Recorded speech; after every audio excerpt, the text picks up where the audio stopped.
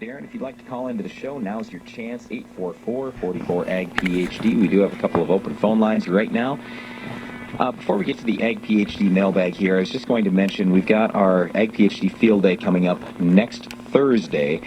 It's on our own farm here near Baltic, South Dakota. It's right north of Sioux Falls, about 10 miles north of Sioux Falls, South Dakota. We're going to have a lot of new technologies there, a lot of our field trials we're working on, plots, and we're going to have a lot of the key companies in agriculture. Many of their people are going to be here. We've got a lot of great guest speakers coming in, including, we mentioned earlier in the show, Bobby Knight. We have Richard Petty coming as well. But I'm especially interested to hear from some of these farmers who are coming in. We've got some yield champs, guys raising 300, 400 bushel corn, 100 bushel soybeans. We got two 400 bushel corn guys right. coming, Brian. That's awesome. I'm super excited about that. Some high yield wheat guys. We've got one of the top drainage lawyers in the country, one of the top estate planning lawyers in the country. We have, so many other things. I can't even list all the stuff that we've got going on that day. It's going to be our best field day ever in terms of the information for you to try to make improvements on your farm. And, every year, I know we're all busy, but if you don't take a little bit of time and think about what can I do to change, what new ideas are out there, what new technologies are out there. We even have a session on UAVs and maybe how that could help your farming operation. Just a lot of things for you that day. And the other thing that I always look forward to is just talking to farmers from all over the country, and that's something you can do as well when you're here. Last year we had farmers from 26 different states, 2 Canadian provinces, many other foreign countries. It's very interesting, and it's just surprising to me. We had busloads of people come from Pennsylvania and Oregon and Idaho and all over the place. So it was a really great day last year. It's just a one-day event. If you're looking for more information on that, just go to agphd.com. But it's Thursday, July 24th. That's next Thursday. 8 a.m. to 6 p.m. is the field day. And we do a live Ag PhD radio show during the field day as well from 2 to 3 p.m. Central.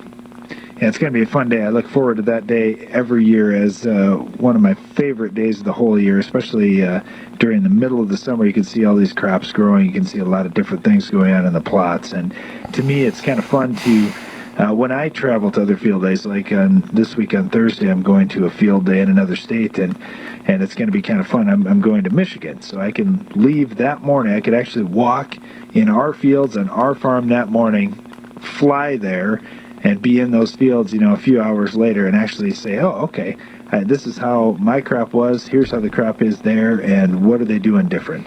Yeah, speaking of that, too, sometimes we kind of forget about the big picture on stuff, and when we start focusing on, $500 for a plane ticket's really expensive, or $400 or whatever it is, but man, isn't $500 for a little education worthwhile? Whether you go to our field day or something else around the country, we just encourage you to travel at least a little bit. Find out what else is going on out there. Learn new things. Talk to some other farmers. See what's working for other guys. Hey, before we wrap up, too, on this spider mite thing, I guess I was just going to mention one more time here. We've kind of talked about it through the day, but here are the key things you need to know with spider mites. Number one, you're typically going to have a problem in hotter, drier conditions. So this year in our part of the country, way up north, we're cold. It's supposed to be 68 degrees for a high today. That's it. It's unbelievably cold.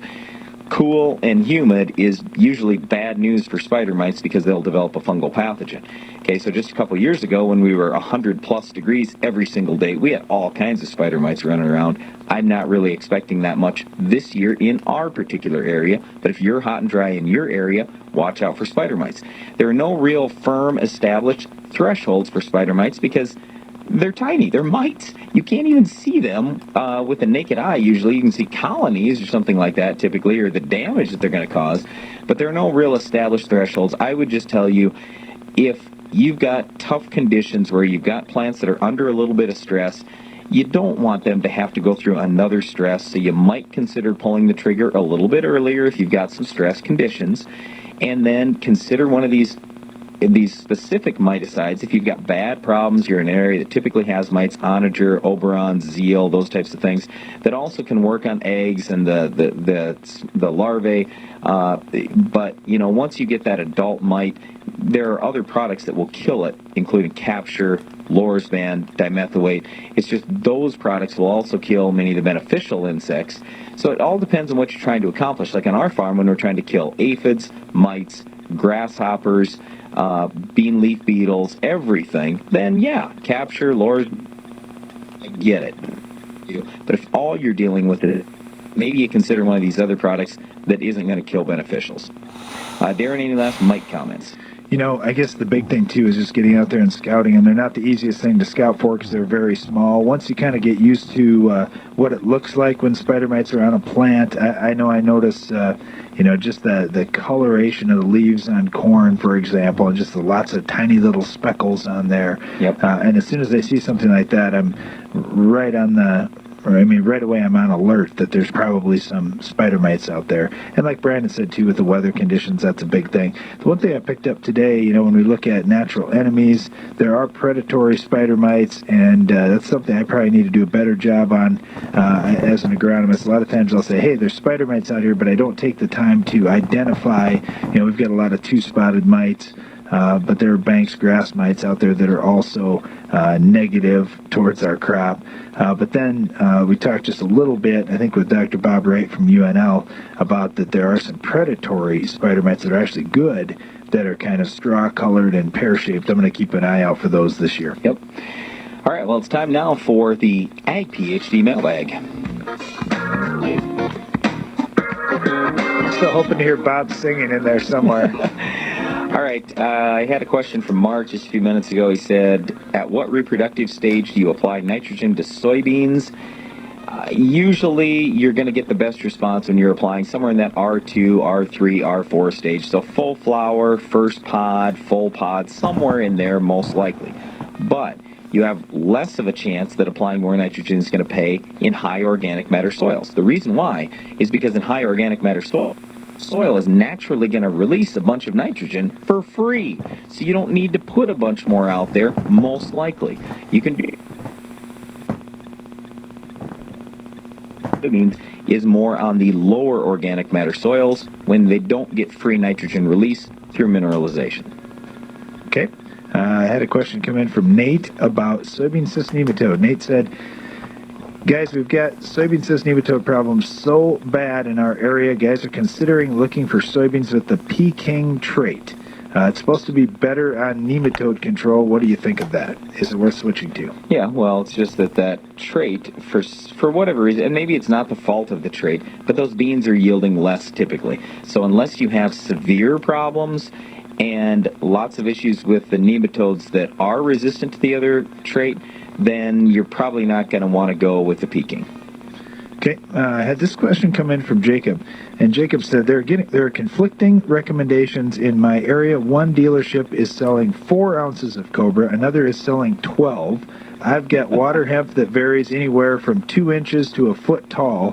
What do you recommend? Well, typically we're talking 12.5 ounces of Cobra. You got one shot at it. You want to make sure the weeds are dead. You can try 4 ounces. It just depends. You might luck out on those tiny little ones. You might get them. But on anything that's beyond even 4 or 6 inches tall, you got no prayer. A lot of times on water hemp with Cobra, the rule of thumb is 1 inch of weed growth, 1 ounce of Cobra. And if you have to go by the tallest weeds in your field. So if you have some foot tall weeds, you've got to spray that 12.5 ounces. And what's going to happen, and here's how you'll know if it was right.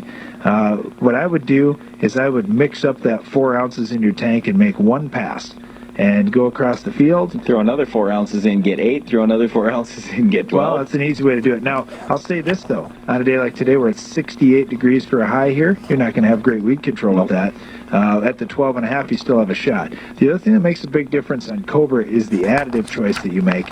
If you're using crop oil with it, you're going to get a lot more out of that product than if you're using non-annex surfactant. However, you will also have more crop response. So just kind of keep those things in mind. And if you spray too low a rate of Cobra, what you'll see is you'll burn the weeds down from the top and the newest growth, and then at the bottom of the plant, they'll end up sprouting back out and regrowing. Hey, one other thing, guys, get concerned about leaf burn. Consider Solubor and possibly even Mega Grow in there. Try those couple of things. That will help safeten that Cobra a little bit for you. We've got a lot of good comments about both those products this year, Brian. Well, we had a fun show today. I want to say a special thanks to our Back 40 guests and all the and to all the people that sent questions in. We really appreciate that. And thanks to our production staff today. You guys did a great job. And thanks to you for listening. And be sure to join us again each weekday for more Ag PhD Radio.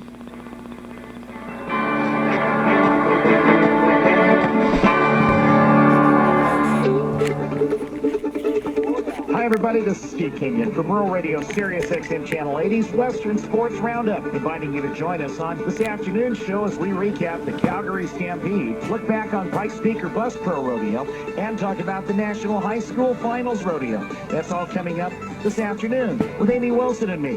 Western Sports Roundup, 3 o'clock on the West Coast, 6 o'clock on the East Coast. Only on Rural Radio, Sirius XM Channel 80.